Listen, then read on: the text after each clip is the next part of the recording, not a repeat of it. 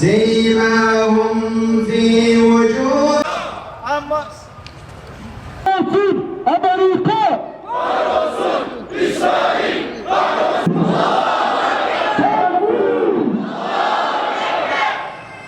İçlerinden tanıdığı peygamberleri, birçok mucizelerini görmelerine rağmen, birçok iyiliklerini görmelerine rağmen, üçüncüsü olarak uzun bir zamandır, tam 15 ay oldu, 16. ayında sadece Müslümanlar değil, bütün bir dünya bir şeye şahitlik ediyor. Bir tarafta dünyanın en vahşi insanları, sadist, hangi ruhla hareket ettikleri belli olmayan bir nesil artık dünya onları tanıyor. Bir tarafta onların imanına hayret eden sadece Müslümanlar değil, bütün bir Batı insanı bu inancın, bu imanın, bu dirayetin, bu mücadelenin, bu sabrın ve hasbunallah ve ni'mel vekil diyen bu halkın imanına şahitlik ediyor ve hayret ediyorlar. Şöyle bir meseleye baktığımız zaman bir tarafta kendi çocuklarını kendi emmelleriyle gömen, çocuklarını bugünlerde soğuktan bile Allah'a teslim eden, fakat kendilerine sorulduğu zaman hasbunallah ve ni'mel vekil diyen bir toplulukla karşı karşıyayız. Emin olun, bunu sadece bu dönemdeki insanlar görmeyecek, sadece bu dönemdeki insanlar yazmayacak. Bütün bir tarih bugün Gazze'de yaşananı yazacaklar. Akademisyenler onlar üzerinde defalarca tezler hazırlayacak, yorumlar yapacaklar. Ve diğer taraftan dünyanın hayret ettiği Yahudiler, daha öncelerinde şu Avrupa medeniyetinde Yahudi tarihini okuduğumuz zaman ne diyordu?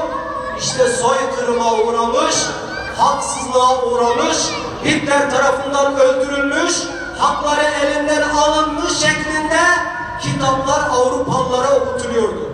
Fakat bugün geldiğimiz noktada sadece Müslüman coğrafyası değil, bütün bir Avrupa halkları asıl bunların soykırımcı olduklarını, asıl bunların bütün insanlığa bir tehlike teşkil ettiklerini herkes artık söylüyor.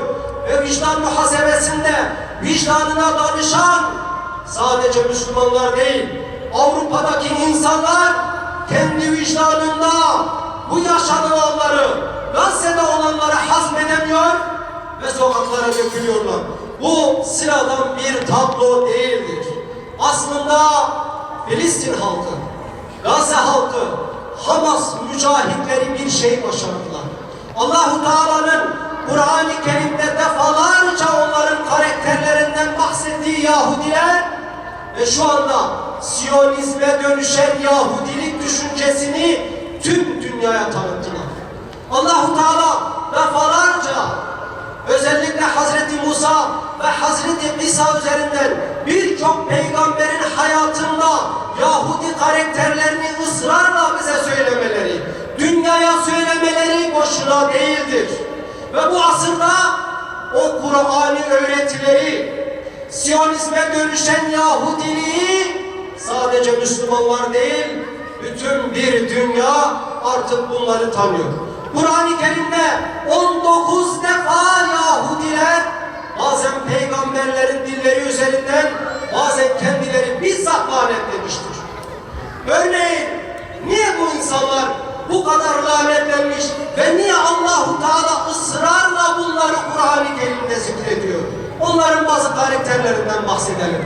Onların defalarca Kur'an-ı Kerim'de sözlerinden dönmelerine rağmen özellikle o cumartesi günündeki verdikleri sözü, çünkü cumartesi günün yasak edilmesini kendileri istemişti. Bir imtihan olarak kendileri istemiş, fakat sonrasında bunlar gidiyor, o günde avlanmaya çıkıyorlar. Bu insanların sözünden döndüğünü orada Bakara suresi 65. ayette görebilirsiniz. Başka ne yapıyorlar? Bakın, Kur'an-ı Kerim'de ısrarla bunların vahye ihanet ettiğini söylüyorlar. Allah-u Teala'nın onlara göndermiş olduğu vahyi, kitabı, ayetleri tahrif etmekle vahye de ihanet ediyorlar. Allah-u Teala'nın öğretilerine ihanet ediyorlar. Bunu da bakınız Ali İmran suresi 78. ayette göreceksiniz. Başka bunlar peygambere de ihanet ediyorlar. Allah-u Teala'nın onlara göndermiş olduğu, içlerinden tanıdığı peygamberleri, birçok mucizelerini görmelerine rağmen, birçok iyiliklerini görmelerine rağmen, onları kurtarmasına rağmen bunları ne yapıyorlar? Sonradan onlara ihanet edip peygamberlerini öldürüyorlar, şehit ediyorlar. Bazılarını testereyle kesiyorlar. Bunlar ahiret gününe de ihanet ediyorlar. Bunlar ahiret inancını kendi aralarında farklı anlaşılması için girişimleri vardır. Ne diyorlar? Ahiret gününde ateş bizi yakmayacak diyorlar. Ateşin kendilerini yakmayacağını iddia eden bunlar herkese ihanet ettiği gibi ahiret inancına da ihanet ediyorlar. Ali İmran suresi 24. ayete bakabilirsiniz. Ve son olarak Kur'an-ı Kerim'de bunlar biliyorsunuz neye ihanet ediyor? Hadi insanlara ihanet ettiniz. Hadi sözlerinizde durmadınız. Hadi peygamberlerinizi katlettiniz, ihanet ettiniz. Ya bunlar Allah-u Teala'ya iftira edip ihanet ediyor. Kur'an-ı Kerim'de bunların karakterlerini bize söylüyor. Allah'a iftira ettiklerini Ali İmran suresi 181. ayete bakarsanız orada göreceksiniz. Değerli kardeşim, bunun için diyorum ki bugün Gazze'de yaşananlar, Gazze'nin göstermiş olduğu mücadele, Gazze'nin vermiş olduğu mücadele basit bir mücadele değil ve Allah-u Teala'nın onları insanlara ısrarla tanıtmak istesmesinin mücessem halidirler, canlı halidirler. Vallahi şu anda Gazze canlı bir siyer yazıyor. Ve biz siyer tarihlerine baktığımız zaman bazen kendimizi konumlandırıyoruz. Vallahi kendimizi konumlandırmak için bugün Gazze'de canlı bir siyer yazıyor. Kendi çocuklarını, eşini, hanımını, annesini, babasını etrafına toplayıp helallaşarak başlarını yastığa koyuyorlar. Gazze'liler normal bir tarih yazmıyor. Gazze'liler canlı bir siyer yazdıkları gibi tarih sayfalarında birçok konuya tez olabilecek insan psikolojisini, Yahudi psikolojisini, iman psikolojisini etkileyecek bir durumla karşı karşıyayız. Değerli kardeşlerim, vallahi biz bu mesuliyetten kurtulmak için bazı adımlar atmamız gerekir. Eminim buradaki insanlar o hassasiyeti gösteriyor ki buradadırlar. Fakat bize ve etrafımızdaki insanlara, bütün Müslümanlara düşen bir görev vardır. Eğer bu görev ifa edilmezse vallahi Gazze'de annelerinin çocukları için yaptıkları ağıtlar peşimizi bırakmaz. Vallahi eğer bu toplum sadece bizler değil, bütün bu coğrafya eğer gerekeni yapmazsa Yahya Sinvar'ın o son nefesinde 3 gün yemek yemediği halde son kuvvetiyle asasını sopasını Siyonist İsrail'in yüzüne fırlatırken sadece Siyonist İsrail'in yüzüne değil, elinden gelip de bir şey yapmayanın herkesin yüzüne fırlatır. Bizim bazı görevlerimiz vardır. Sadece kendimizle ilgili değil, buradaki insanlar gerekeni yapıyor. Fakat etrafımızdaki insanlara duyurabileceğimiz bazı görevlerimiz vardır. Bizler Gazze'deki bu mesuliyetten kurtulmak için şeyi yapacağız. Bir, öncelikle bu kardeşlerimizi her namazımızda, her duruşumuzda, her manevi atmosferde onlara dua edeceğiz. Gerekirse gece vakitlerinde onlara dua edeceğiz. Kısa vadede, orta vadede ve uzun vadede bu insanların zafere ulaşması, Siyonist İsrail'in mağlup olması için Rabbimize elimizi kaldıracağız. Fakat şunu ifade edeyim. Eğer elimizden başka bir şey geliyorsa vallahi dua imanın en zayıf noktası. Nasıl ki hadis-i şerifte bir münker gördüğünüz zaman ellerinizle, dillerinizle bunu değiştirin. Eğer buna gücünüz yetmiyorsa kalbinizle ondan buğz edin diyorsa ve bunun imanın en zayıf noktası olarak dile getiriyorsa vallahi Gazze hakkında da sadece dua, eğer elinizden bir şey geliyorsa imanın en zayıf noktasıdır. Başka ne yapacağız? Değerli kardeşlerim, ikincisi olarak sahaları boş bırakmayacağız. Özellikle Suriye gündemiyle birlikte Gazze gerek sosyal medya içerisinde, gerek televizyonlarında, gerek gündemlerimizde bakıyoruz bazen ikinci plana düşmüştür. Biz sahayı canlı tutacağız. Mitinglerimizle, duruşmalarımızla, paylaşımlarımızla, etrafımızdaki insanları aydınlatmakla bu düşünceyi, bu fikriyatı küçük çocuklarımıza bu ruhu aşılamamız gerekiyor. Birilerinin söylediği gibi yok toplanıyoruz da dağılıyoruz ne oldu şeklindeki bir anlayışı reddediyoruz. Çünkü bugün dikkat edin, onların en çok rahatsız olduğu şey sahaların hareketlenmesidir. Çünkü bu hem nesil açısından bir bilinç oluştururken aynı zamanda siyasiler üzerinde bir baskı oluşturuyor. Hepimiz biliyoruz ki siyasiler birçok şeyi yapmak istemez ama kamuoyunun baskısı olduğu zaman bir adım atıyorlar.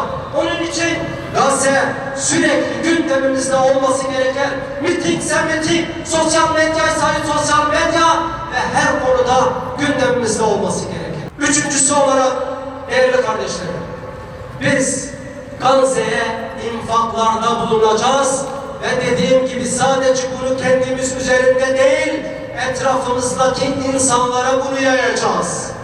Biz eğer elimizden bunlar geliyorsa ve biz yapmıyorsak bu sorumluluk boynumuzda kalıyor. Şimdi Allah aşkına bu infakla ilgili şunu söyleyeyim. Bir düzen içerisinde vermemiz gereken bir infaktır. Ve bu hepimizin gücü buna yeter. Şimdi biz eve gittiğimiz zaman hanım dese ki valla buzdolabınız bozuldu, çamaşırımız bozuldu, televizyonumuz bozuldu. Ustaya getirdiğimizde usta bunun tamir edilmeyeceğini söylediğimizde biz ne yaparız? Vallahi hepimizin yapacağı tek bir şey vardır. Beyaz eşyanın yanına gitmek, eşyacının yanına gitmek. Paramız yoksa biz bunu taksit yapacağız. Ne kadar? 2000, 3000 ödeyeceğiz. Vallahi eğer Gazze bir buzdolabımız kadar, bir çamaşırımız kadar hayatımızda önemi yoksa söylediklerimizin hiçbir anlamı. Bunun için Gazze bu halde olduğu müddetçe ve imanları olduğu müddetçe sadece bizler değil, etrafımızdaki insanları, duyarlı insanları biz buna teşvik edeceğiz. Ve son olarak başka ne yapacağız?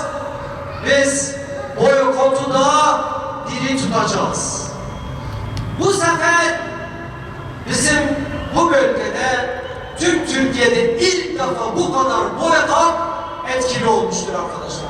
7'den 70'e herkes duyarlıdır. Vallahi bazen bakanlarda 7 yaşındaki, 10 yaşındaki çocuklarımızın bu duyarlılığını biz görüyoruz. Elhamdülillah. Ama biz bunu sürdürmek zorundayız.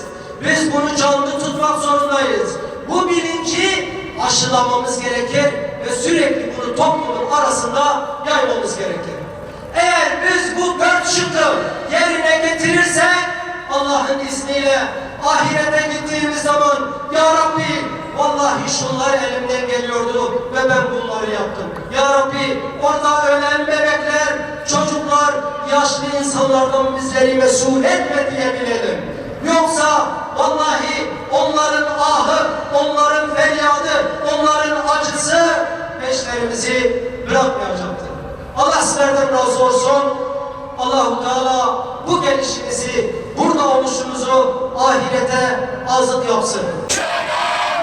Hamas'a selam, direnişe devam. Tekbir! Tekbir!